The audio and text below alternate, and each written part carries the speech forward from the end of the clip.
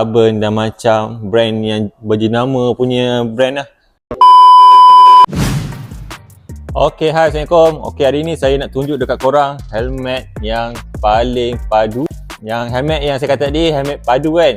Kenapa dia padu? Sebab helmet ni dia punya datang dengan ciri-ciri kualiti. Dia tak mahal sangat. Daripada brand Mulan.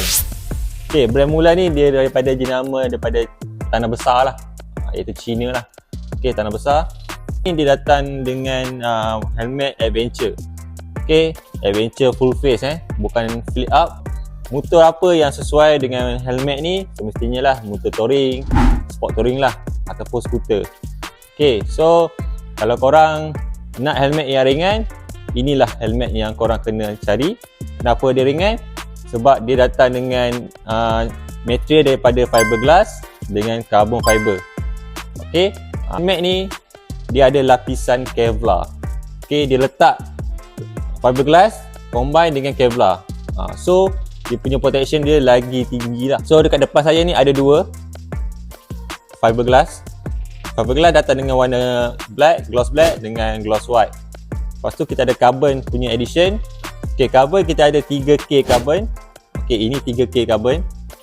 And flagship kita ada 12K carbon. Gang, dia punya carbon dan macam brand yang berjenama punya brand lah.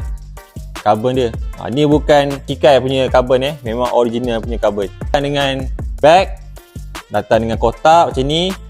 Lepas tu datang dengan visor photochromic. Lawa gang.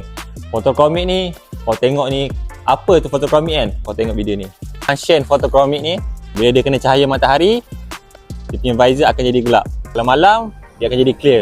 Untuk size pula, size dia datang dengan size daripada size M sampailah ke size double XL. Nak tahu harga? Kau tengok video ni sampai habis.